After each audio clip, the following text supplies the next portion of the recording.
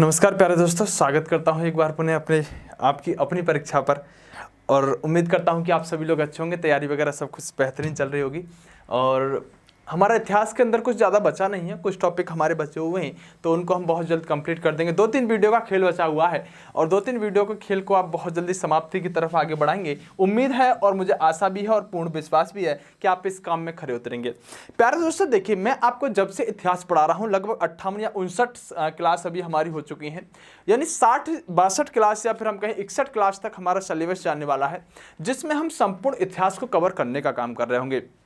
आप एक बात ध्यान रखिएगा कि जितना भी मैंने आपको इतिहास पढ़ाया है, ये आपको इतिहास की जो क्लासेस हैं ऐप पर हमेशा पढ़ी हुई मिलेंगी। वैसे तो प्यारे दोस्तों, देखिए, मैं आपको बता देना चाहता हूं कि जब मैंने आपको ये कोर्स सेल किया था, यानी कि मैंने बेचा था, उस समय मैंने आपको शायद 3 मंथ या फिर मैंने 6 मंथ के लिए कहा था, यानी 3 महीने में कंप्लीट करा देंगे और 6 महीने तक ये कोर्स आपका पड़ा रहेगा। लेकिन मैं आपको बता देता हूं कि 6 महीना पड़ा रहने का मतलब इतना था कि जिससे कि आप इस कोर्स को बहुत जल्दी कवर कर पाओ। क्योंकि मैं अगर इस बात को कहता कि मैं इस कोर्स को 8 महीने, 9 महीने या 10 महीने तक ऐसे ही पढ़ा रखूंगा तो आप भी कहीं ना कहीं लेजी हो जाते। हालांकि सच्चाई यह है कि यह कोर्स आपका कहीं नहीं जाने वाला है। आपने अगर एक बार पेमेंट कर दिया है तो पेमेंट करने के बाद इस कोर्स की जो वैलिडिटी है वो कोई यहां पर मायने नहीं रखती। यानी आप जितना पढ़ सकते हैं, जितनी बार पढ़ सकते हैं, उतनी बार कोर्स को पढ़ सकते हैं। और जितना भी आप इस वीडियो को जितने महीने तक देखना चाहते हैं, उतने महीने तक आपको यह कोर्स आपके ऐप पर मिल जाएगा। क्योंकि आप सभी जानते हैं इस बात को कि इतिहास को अगर आपको एक बार आपने पढ़ लिया, मानो एक बार आपने पढ़ लिया, और आपको मैं मानता हूं कि एनटीपीसी का एग्जाम देना था, आपने एनटीपीसी का एग्जाम दे दिया, ग्रुप डी का देना था, ग्रुप डी का दे दिया। उसके बाद अब आपको पीईटी का एग्जाम देना है। किसका? पीईटी का एग्जाम देना है। तो अब आपको पीईटी का एग्जाम देना है तो आपको अगर रिवीजन भी करना है ना, तो कोई समस्या नहीं है, आप जाकर रिवीजन कर सकते हैं। ये कोर्स आपका कहीं भी नहीं जाएगा, इस ऐप पर ऐसे ही पड़ा रहेगा। 15 महीने तक तो, यानी 12 महीने के तक तो आप कह ही सकते हैं, 12 महीने तक तो ये कहीं नहीं जाएगा। 12 महीने तब से तब आपका कोर्स स्टार्ट हुआ था, तब से। यानी ऐप की जो मैं बात करूं वैलिडिटी, वो 15 महीने तक अभी है, यानी मतलब स्टार्टिंग से और 15 महीने तक रहने वाली है। तो मैं ये कह सकता हूं कि लगभग 12 महीने तक तो कोर्स कहीं नहीं जाएगा। उसके बाद आपको कोई समस्या है नहीं, उतनी लंबी आपको तैयारी भी नहीं करनी। और अगर इतिहास पढ़ना है तो यहाँ की जगह फिर कहीं और पढ़ाएंगे, यूट्यूब पर पढ़ाएंगे, कहीं ना कहीं कुछ तो चलेगा। तो आप इस बात से बेफिक्र हो जाइएगा कि आपका कोर्स जो है बेहतरीन तरीके से आपके पास रहेगा। आप जितनी बार चाहे इसे पढ़ सकते हैं, देख सकते हैं, कोई समस्या इसमें आने वाली नहीं है। वैसे आप ध्यान रखिएगा, जितना मैं आपको पढ़ाता चल रहा हूं उसके आप क्वेश्चन जरूर लगाते चलिएगा। अगर क्वेश्चन नहीं लगाओगे तब आपको समस्या होने वाली है। और आप क्लास लेने के बाद कम से कम उस जो आपके पास नोट्स रहेंगे, वो नोट्स आपको रिवाइज जरूर करने होंगे। और ध्यान रखिएगा कि जो आपको यहाँ पीडीएफ मिलती है, जो आपको पीडीएफ मिलती है, वो आपको एक पीडीएफ तो टेलीग्राम पर एक पीडीएफ तो आपको एप्लीकेशन में ही मिल जाती है, यानी ऐप में ही मिल जाती है। और ऐप के अलावा ऐप में जो पीडीएफ मिलती है, ये ऐप वाली पीडीएफ आप इसको क्या करते हैं ना, कि ऐप वाली जो पीडीएफ होगी, इस पीडीएफ को आप डाउनलोड नहीं कर सकते, मतलब प्रिंट नहीं निकलवा सकते। तो इस पीडीएफ के लिए आपको क्या करना होगा कि आपको टेलीग्राम चैनल ज्वाइन करना होगा। और टेलीग्राम जो चैनल होगा वो हमारी परीक्षा के नाम से होगा। और आप यूट्यूब पर कोई भी अगर वीडियो जाकर देखेंगे, ये जो हमारी परीक्षा के नाम से, हमारी परीक्षा के नाम से जो आपको किसी भी वीडियो का, हर वीडियो के नीचे डिस्क्रिप्शन में आपको लिंक मिल जाता है यूट्यूब पर। और यूट्यूब पर जाकर इस हमारी परीक्षा के नाम से जो यहाँ पर टेलीग्राम चैनल होगा, उस टेलीग्राम को अगर ज्वाइन कर लेंगे तो वहाँ पर आपको पीडीएफ डाउनलोड करके आप उसका प्रिंट निकलवा सकते हैं। तो ये सामान्य सी बात थी जो मैंने आपको बता दी है। हालांकि आप इसको पूछते नहीं हो, फिर भी मैं आपको बता देता हूँ कि आप इस तरह से चीज़ों को कर सकते हैं। आज के वीडियो के अंतर्गत प्यारे दोस्तों, हम बेहतरीन तरीके से चीजों को पढ़ने वाले हैं। और आज जो आप पढ़ने वाले हैं वो गुप्त साम्राज्य को पढ़ने वाले हैं। और गुप्त साम्राज्य में अगर हम चीफ रूलर को या इंपोर्टेंट रूलर की बात करें, तो जो इंपोर्टेंट रूलर रहने वाले हैं, सबसे पहले प्रमुख शासकों पर एक बार हम दृष्टि दौड़ाएंगे। यानी कि जो हमारे प्रमुख शासक रहे हैं, जब हम यहां पर मौर्य काल को पढ़ते हैं, गुप्त काल को पढ़ते हैं, तो गुप्त काल के अंतर्गत आप अच्छी तरह से इस बात को जानते हैं कि इसके जो संस्थापक हुए हैं वो हुए हैं श्रीगुप्त। इस बात को सबसे अहम और सबसे मुख्य बातों में अपने मस्तिष्क के अंदर सेट कीजिएगा कि जो हमारा गुप्त काल है, उस गुप्त वंश के अंतर्गत जो इसके संस्थापक हुए हैं वह श्रीगुप्त हुए हैं। और श्रीगुप्त जो है इसके प्रथम शासक भी हुए हैं। इसलिए जब आप इसको पढ़ते हैं तो यहां पर आप जब पढ़ते समय ध्यान रखेंगे कि जो गुप्त काल है वे गुप्त काल के यानी संस्थापक कौन होंगे, तो श्रीगुप्त यहां पर इसके संस्थापक होंगे जो 240 से लेकर 280 एडी तक यहां पर शासन करने का काम कर रहे होंगे। आप इसके अंदर बहुत सारे शासकों को और उनके द्वारा किए गए कार्यों को पढ़ेंगे, लेकिन आप ध्यान रखिएगा कई बार जो प्रश्न बनकर आता है वो प्रश्न कुछ इस तरह से बनकर आता है जो उनके द्वारा किए गए कार्यों से होता है। जैसे देखिए, आपसे मैंने कहा कि गुप्त वंश के संस्थापक जो हैं वो यहां पर श्रीगुप्त रहने वाले हैं। तो इस बात का जो वर्णन मिलता है, इस बात का जो वर्णन मिलता है वो एक प्रयाग प्रशस्ति लेख के अंतर्गत मिलता है। ये प्रयाग प्रशस्ति मतलब आप इसे प्रयाग का मतलब इलाहाबाद से समझेंगे तो ये गलत नहीं होगा, यानी इलाहाबाद का जो प्रयाग प्रशस्ति अभिलेख है उस बात से इस बात की हमें जानकारी मिली कि जो हमारा गुप्त वंश है उसके संस्थापक श्रीगुप्त रहे हैं। इस प्रयाग प्रशस्ति से भी प्रश्न बनेगा, ये क्या है प्रयाग प्रशस्ति अभिलेख और ये कहां से मिला है और किसके समय में मिला है। लेकिन बहरहाल आपको याद रखना है कि जो हमारा गुप्त काल है, जो यहां पर हमारा गुप्त काल है उसके संस्थापक जो रहे हैं, जो यहां पर फाउंडर रहे हैं वह कौन रहे हैं, वह श्रीगुप्त रहे हैं। यानी Srigupta was the founder of the Gupta dynasty. जो गुप्त वंश हुआ है उसके फाउंडर यहां पर श्रीगुप्त रहे हैं। यह सबसे अहम बात यहां पर रहती है। अगर हम आगे प्यारे दोस्तों बात करते हैं तो जो गुप्त काल है उस गुप्त काल में इन श्रीगुप्त के बाद जो अगले शासक बनते हैं उनका नाम होता है घटोत्कच। जो घटोत्कच होते हैं ये यहां पर श्रीगुप्त के बाद शासन बनते हैं। और ध्यान रखिएगा श्रीगुप्त का पुत्र था, यानी श्रीगुप्त के बाद अगर ये शासक बने हैं तो निश्चित रूप से श्रीगुप्त के पुत्र होंगे। या पूछ सकता है कि ये बताइएगा कि जो यहां पर श्रीगुप्त के बाद शासक कौन बना है गुप्त डायनेस्टी में, तो आप निश्चित रूप से आंसर बता पाएंगे। प्रश्न और क्या बनेगा, एवं महाराज की उपाधि धारण करने वाले शासक, यानी घटोत्कच जो है ये महाराज की उपाधि धारण करने वाले व्यक्ति हैं। इस प्रश्न को आपसे कई बार पूछता है और उम्मीद करता हूं कि अब आप इस प्रश्न को बिल्कुल भी गलत नहीं करेंगे। अगर प्यारे दोस्तों इससे आगे बात करते हैं तो इसके बाद आते हैं चंद्रगुप्त प्रथम।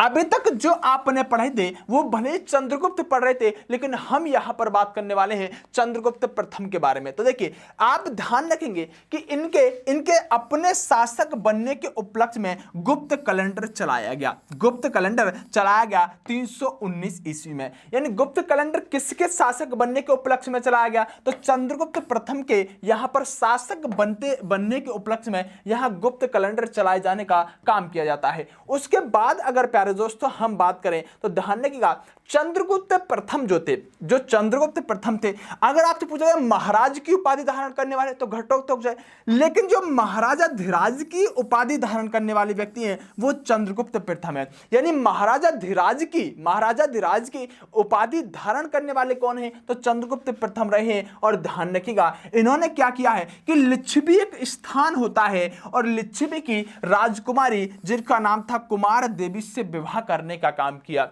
आप कहेंगे सर इससे कैसे कैसे प्रश्न बन जाते हैं। देखिए अभी मैंने आपको बताया कि चंद्रगुप्त प्रथम जो है वे लिच्छवी की राजकुमारी जो कुमार देवी है उनसे शादी करने का काम करते हैं। और इस बात को बताने के पीछे इतना बड़ा रीजन है कि आपसे एक प्रश्न पूछा जाएगा लिच्छवी दोहित्र किसे कहा जाता है। जब आपको इस दोहित्र का पहली बात तो मतलब समझ में नहीं आता है कि आखिरकार कहना क्या चाह रहा है, लेकिन ध्यान रखिएगा मैं आपको सारी बात बताकर चलूंगा। अभी आप इतना समझिएगा कि महाराजा धीराज की उपाधि धारण करने वाले चंद्रगुप्त प्रथम और लिच्छवी की राजधानी कुमार देवी से शादी करने वाले व्यक्ति कौन हुए हैं, तो चंद्रगुप्त प्रथम हुए हैं। इसके बाद प्यारे दोस्तों अगर हम देखेंगे तो हम पाएंगे समुद्रगुप्त के बारे में, जिनको यहां भारत में क्या कहा गया है, नेपोलियन के नाम से जाना गया है। एक ऐसा व्यक्ति जिसके सिक्कों पर यह माना जाता है कि वीणा बजाते हुए नजर आते हैं, मतलब संगीत प्रेमी होने के कहीं ना कहीं साक्ष्य समुद्रगुप्त से मिलते हैं। एक व्यक्ति हुए जिनका नाम था विसेंट स्मिथ। आम और सामान्य परीक्षा में पूछा जाता है भारत का नेपोलियन किसे कहा जाता है। भारत के नेपोलियन कहा जाने के पीछे इनका कारण था क्योंकि इन्होंने बहुत सारा ऐसा क्षेत्र जीतने का काम किया था जो अन्य शासकों ने नहीं किया था, इसलिए इनकी तुलना नेपोलियन से कर दी गई। लेकिन अब क्या प्रश्न पूछा जाता है कि भारत का नेपोलियन समुद्रगुप्त को किसने कहा। तो आप क्या कहेंगे कि विसेंट स्मिथ नाम के व्यक्ति ने समुद्रगुप्त को यहां क्या कहा है, भारत का नेपोलियन कहकर पुकारा है। और इसके बाद प्यारे दोस्तों, जो मैं आपको अभी तक प्रश्न जिसकी तरफ मैं आपकी दृष्टि दौड़वाना चाहता था, उस प्रश्न की तरफ आगे बढ़ता हूं। देखिए प्यारे दोस्तों, सबसे पहले मैं आता हूं यहां पर जहां पर हरिशेन के बारे में बताया गया है। हरिशेन कौन थे, तो यह प्रश्न सबसे अहम है। हरिशेन कौन थे, तो हरिशेन कोई नहीं थे जो समुद्रगुप्त के दरबारी कवि हुआ करते थे। यह प्रश्न पूछा जाएगा कि हरिशेन किसके दरबारी कवि थे। हरिशेन समुद्रगुप्त के दरबार में रहने वाले एक कवि थे। और हरिशेन के बारे में अगर हम बात करें तो इन्होंने प्रयाग प्रशस्ति नामक, ये बात अभी कहीं पढ़ी थी आपने, कभी कहीं पढ़ी थी ना, प्रयाग प्रशस्ति। इन्होंने क्या किया कि प्रयाग प्रशस्ति नामक अभिलेख की रचना की, जिसके अंदर क्या मिला, जिसके अंदर हमें समुद्रगुप्त की विजयों का उल्लेख के बारे में पता चलता है। इसके अनुसार समुद्रगुप्त ने उत्तर भारत के 9 एवं दक्षिण भारत के 12 राज्यों को पराजित करने का काम किया। यानी आपको ध्यान रखना होगा कि अगर यह पूछा जाए प्रयाग प्रशस्ति अभिलेख किसके समय में लिखा गया, क्या कहेंगे, समुद्रगुप्त के समय में लिखा गया। प्रयाग प्रशस्ति लिखा किसने, प्रयाग प्रशस्ति क्या था, एक लेख था जो हमें बहुत बाद में जाकर मिला, मतलब खोद कर निकाला गया, जब पत्थरों पर लिखने का काम करते थे। उसके बाद क्या हुआ, जब प्रयाग प्रशस्ति मिला तो इसके अंतर्गत हमें यहां पर समुद्रगुप्त के जो जीत हैं, जो इसकी विजय अभियान है, उनके बारे में उल्लेख मिलता है। और इसी प्रयाग प्रशस्ति अभिलेख में पता चलता है कि श्रीगुप्त जो हुए हैं वो यहां पर गुप्त काल के क्या हुए हैं, हम कह सकते हैं संस्थापक होने का काम करते हैं। मोस्ट इंपोर्टेंट है यहां पर प्रयाग प्रशस्ति और मोस्ट इंपोर्टेंट है हरिशेन जो समुद्रगुप्त के दरबारी कवि थे। उम्मीद करता हूं एक बात भी आपके दिमाग से स्लिप नहीं होगी। दो ही बातें बताई हैं और दोनों की दोनों बातें आपके दिमाग में एकदम से सेट हो जाएंगी। समुद्रगुप्त नाम के व्यक्ति को कविराज के नाम से भी जाना गया है। कविराज के नाम से इसलिए प्यारे दोस्तों क्योंकि मैंने कहा कि यह व्यक्ति, इसके सिक्कों पर क्या मिलता है, यह वीणा बजाते हुए दिखाया गया है, यानी वीणा बजाते हुए इस व्यक्ति को यहां प्रदर्शित करने का काम किया गया है। तो इसलिए इसे क्या कह दिया गया, कविराज मार्ग या कविराज के नाम से इस व्यक्ति को यहां पर जाना जाने का काम किया जाता है। किसको, समुद्रगुप्त को। मुझे लगा यहां पर चंद्रगुप्त लिख गया है, लेकिन सही लिखा है समुद्रगुप्त। आगे प्यारे दोस्तों अगर हम बात करें तो देखिए, ध्यान रखिएगा प्यारे दोस्तों, ध्यान रखिएगा, अगर हम यहां बात करें चंद्रगुप्त द्वितीय के बारे में, चंद्रगुप्त द्वितीय के बारे में, तो चंद्रगुप्त द्वितीय ने शकों को पराजित करने का काम किया। मोस्ट इंपोर्टेंट प्रश्न होगा, शक कौन थे, तो मैं अभी आपको बताने वाला हूं कि शक भी यहां पर भारत पर आक्रमण करने वाले ही लोग थे। और शकों को हराने का काम किसने किया, शकों को हराने का काम चंद्रगुप्त द्वितीय ने किया। और चंद्रगुप्त द्वितीय ने जब शकों को पराजित करने का काम किया तो इसने एक उपाधि धारण की, इसका नाम था विक्रमादित्य। इसका क्या नाम था, विक्रमादित्य। और ध्यान रखिएगा, इसने चांदी के सिक्के चलवाने का काम किया, इसने चांदी के सिक्के को चलवाने का काम किया। अभी मैं इस विक्रमादित्य को देख रहा हूं तो इससे कई बार एक ट्रिक बच्चे बना देते हैं, जैसे कि वीस से बना देते हैं कि जो बरहा मिहिर थे वो चंद्रगुप्त द्वितीय के दरबार में रहने का काम करते थे। कैसे यहां पर कालिदास को बनाते हैं कि कालिदास इनके समय में रहते थे। और मैसे जो बनाते हैं ऐसे तो आर्यभट्ट को बनाते हैं, ठीक है, ऐसे आर्यभट्ट को बनाते हैं। और अभी मैं देखता हूं कि और क्या क्या इससे बन सकता है, यानी कि अभी इससे विक्रमादित्य से कई बच्चे इस तरह की ट्रिक बना देते हैं कि चंद्रगुप्त मौर्य के दरबार में कौन कौन रहते थे। कई बार तो फिट बैठ जाती है, कई बार नहीं बैठती, फिर भी कुछ चीजों को आप इससे याद करने की कोशिश कीजिएगा कि अगर चंद्रगुप्त द्वितीय को विक्रमादित्य कहा गया तो विक्रमादित्य के अनुसार ही इसके दरबार में कौन कौन रहते थे, इस शब्द से ही कई बार बच्चे उनको याद करने का काम करते हैं। जैसे देखिए मैं आगे बात करता हूं प्यारे दोस्तों, आइएगा। इसके दरबार में सबसे अहम बात है कि आपको ध्यान रखना होगा, जैसे अकबर के दरबार में नवरत्न रहने का काम करते थे, 9 प्रमुख नवरत्न कहा जाता था 9 प्रमुख व्यक्तियों को, ऐसे ही चंद्रगुप्त द्वितीय जो था इसके दरबार में भी 9 रत्न रहने का काम करते थे। और फाहियान इसी के समय में भारत आया था। दोनों प्रश्न इंपोर्टेंट है, दूसरा वाला ज्यादा इंपोर्टेंट है कि फाहियान किसके समय में भारत आता है। ध्यान रखिएगा, होनसांग नाम का व्यक्ति हर्षवर्धन के काल में आएगा और फाहियान नाम का व्यक्ति चंद्रगुप्त द्वितीय के समय में आएगा। ये 2 प्रश्न हैं जो पैरेलल आपको याद करने होते हैं। मेहरौली का लौह स्तंभ चंद्रगुप्त द्वितीय ने बनवाया। मेहरौली का जो लौह स्तंभ है ये बहुत ऐसा उत्कृष्ट लोहे का बना हुआ यहां पर स्तंभ है जिसके बारे में बहुत सारी चीजें व्याख्या के रूप में मिलती है। जो मेहरौली के अंदर लौह स्तंभ है वह भी चंद्रगुप्त द्वितीय ने बनवाने का काम किया। इसके अलावा प्यारे दोस्तों, कालिदास किसके दरबार में रहते थे? तो मैंने अभी आपको बताया कालिदास चंद्रगुप्त द्वितीय के दरबार में रहते थे। और ध्यान रखिएगा, अगर प्यारे दोस्त हम आगे बात करते हैं तो इसके बाद आते हैं कुमारगुप्त। कौन? हम जब गुप्त काल को पढ़ते हैं तो उसके शासकों को पढ़ते हैं और उनके शासकों में ही सबसे ज्यादा महत्वपूर्ण प्रश्न हमें कई बार मिल जाते हैं। जैसे देखिए, कुमारगुप्त नालंदा विश्वविद्यालय का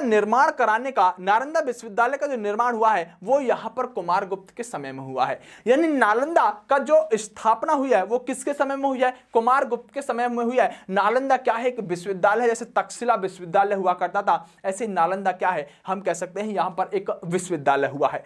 हुणों का प्रथम आक्रमण हुआ जिनको पराजित करने के लिए इसने अपने पुत्र स्कंदगुप्त को भेजा था। यानी हुणों का आक्रमण यहां भी हुआ है इसके समय में। और ध्यान रखिएगा, किसने अपने पुत्र को हुणों को हराने के लिए भेजा? तो आप कहेंगे कि कुमारगुप्त ने अपने बेटे स्कंदगुप्त को, किसको? अपने पुत्र स्कंदगुप्त को हुणों को हराने के लिए भेजा। किसको? हुणों को पराजित करने के लिए भेजा। और आगे प्यारे दोस्तों ध्यान रखिएगा, अगर हम कुमारगुप्त की बात करें तो कुमारगुप्त जो थे, ध्यान रखिएगा, एक यहां पर हम कह सकते हैं जो यहां का एरण अभिलेख है, एरण अभिलेख जो भानुगुप्त से संबंध रखता है। यह भी ध्यान रखिएगा कि भानुगुप्त का एरण अभिलेख जो है। और ध्यान रखिएगा, जो विष्णुगुप्त है वो विष्णुगुप्त अंतिम शासक है यहां पर गुप्त वंश के। यानी कि 2 प्रश्न, एक तो जो भानुगुप्त है उसके समय में एरण अभिलेख लिखा गया है, एरण भानुगुप्त का एरण अभिलेख कहा जाता है इसे। और विष्णुगुप्त नाम का जो शासक होंगे वो अंतिम शासक होंगे गुप्त साम्राज्य के। यानी कि अभी तक की वीडियो में जो आपको मैंने महत्वपूर्ण बताया है, सिर्फ इतना ध्यान रखिएगा कि कौन सा शासक गुप्त वंश का ऐसा है।